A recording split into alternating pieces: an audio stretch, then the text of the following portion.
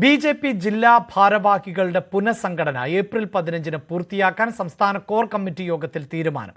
സാധാരണക്കാരെ നേരിട്ട് ഗുണഭോക്താക്കളാക്കുന്ന കേന്ദ്ര പദ്ധതികളുടെ നടത്തിപ്പ് പാർട്ടി ഏറ്റെടുക്കും. ബി.ജെ.പി. ഭരിക്കുന്ന പഞ്ചായത്തുകളിലും നഗരസഭകളിലും ആശാവർക്കർമാരുടെ ഓണറേറിയം വർദ്ധിപ്പിക്കാനും കോർ കമ്മിറ്റി യോഗത്തിൽ ധാരണയായി.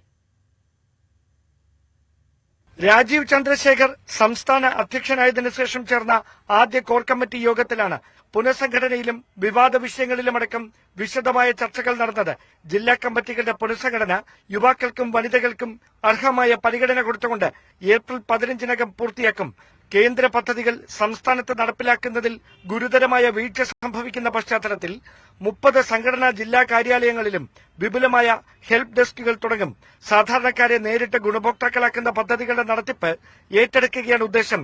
കേന്ദ്രം അവഗണിക്കുകയാണെന്ന തെറ്റായ പ്രചാരണമാണ് മുഖ്യമന്ത്രിയുടെ നേതൃത്വത്തിൽ നടത്തുന്നതെന്നും ഇത് വഞ്ചനാപരമാണെന്നും സംസ്ഥാന ജനറൽ സെക്രട്ടറി പി സുധീർ. സാധാരണക്കാരെ നേരിട്ട്, പാവങ്ങളെ നേരിട്ട് ബാധിക്കുന്ന പദ്ധതികൾ പോലും രാഷ്ട്രീയ വൈരാഗ്യം വെച്ച് കേരളത്തിൽ നടപ്പിലാക്കാതിരിക്കുന്ന ഒരു സാഹചര്യം നിലവിലുണ്ട്.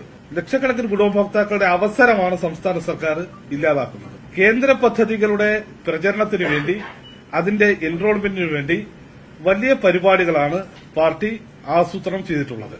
ബി.ജെ.പി. ഭരിക്കുന്ന പഞ്ചായത്തുകളിലും നഗരസഭകളിലും ആശമാരുടെ ഓണറേറിയം വർദ്ധിപ്പിക്കും. പാലക്കാട് നഗരസഭയിലും മുത്തോലി പഞ്ചായത്തിലും ഓണറേറിയം 1000 രൂപ വീതം വർദ്ധിപ്പിച്ചതായും നേതൃത്വം അറിയിച്ചു. വി രാജേഷിനെതിരായ പോസ്റ്റർ വിവാദം പാർട്ടിയെ തകർക്കാനുള്ള ഗൂഢാലോചനയുടെ ഭാഗമായിട്ടാണെന്നും സംസ്ഥാന ജനറൽ സെക്രട്ടറി വിശദീകരിച്ചു. പാർട്ടിയെ തകർക്കാനുള്ള ഒരു ഗൂഢാലോചനയാണ്.